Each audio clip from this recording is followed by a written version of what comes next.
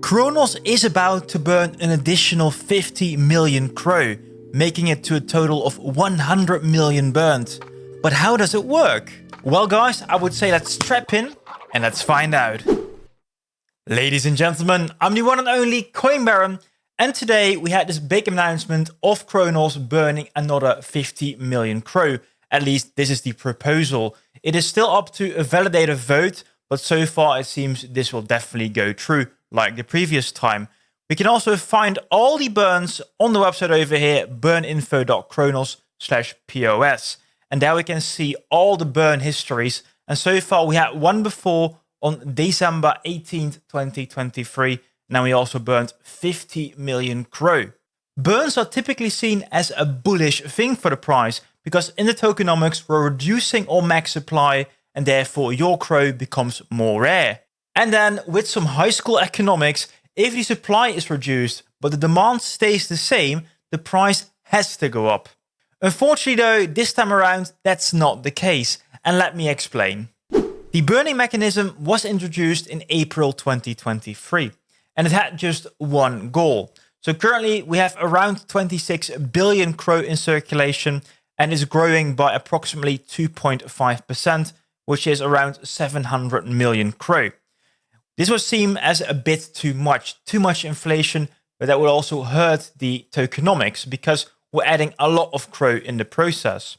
So the idea was, if we burn away a bit of these staking rewards, then we can actually reduce the inflation, which would help price in theory. So right now, I think the inflation rate should be sitting around 2.1%. In the technical details, we can read they achieve this by increasing the community tax. So every time we have a block reward, 0.15 is sent towards a community wallet. We can find that community wallet over here on the burn info page. And there we see the pending burn amount. So this is sent there automatically. And once it hits a certain threshold, they can do a manual burn. And they send this amount over to a dead address, a null address. While the CRO isn't technically burned yet in the community pool, in practice, it has the same effect because the money in that pool is just sitting there. It can't be sold, it can't be bought. So in theory, it's already bought and you won't notice any effect of the actual burning event. It's more like a ritual and it doesn't do anything for the price.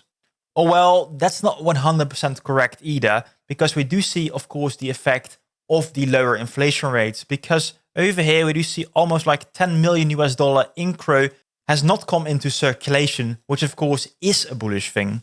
So for anyone wondering, it is not working the same as over here, for example, with BNB or with ETH, where they burn away a bit of the gas fees as introduced with EIP 1559. That's also explicitly mentioned in the white paper, because over here they say, in contrast with EIP 1559, the fee market module implemented on Cronos does not burn any of the base fees. The base fee and priority fee continue to be collected by the validators.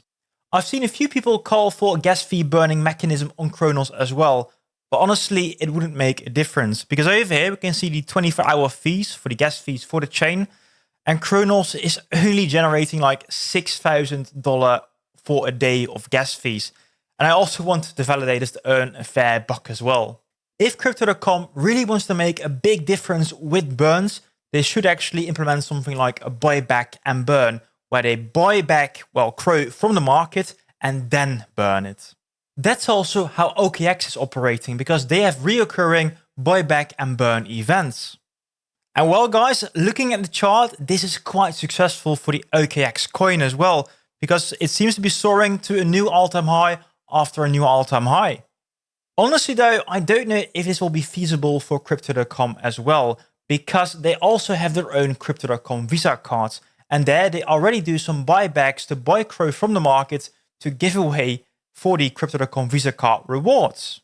This ultimately has no effect on the CRO price, because the people that got rewarded are able to sell their CRO directly.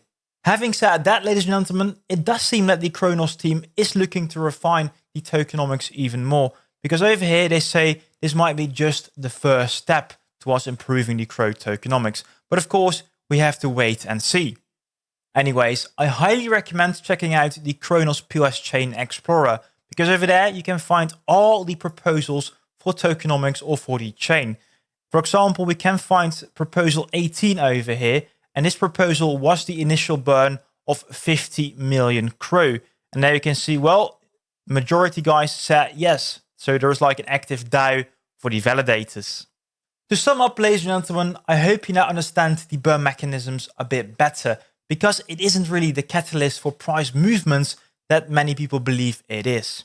Having said that, guys, you can propose your own ideas to improve your tokenomics by making your own POS chain proposal. But of course, I think the chain is still a bit too much centralized with all the CRO CDC validators. Still, guys, I remain positive that the Cronos team will come with new proposals to improve the tokenomics, but we have to remain patient. With that in mind though, I hope you like this more informative video, and if so, please do press the like button because it helps enormously, and also do subscribe for more. But that's me, I'm the Coin Baron, and I'll see you in the next video. Till then.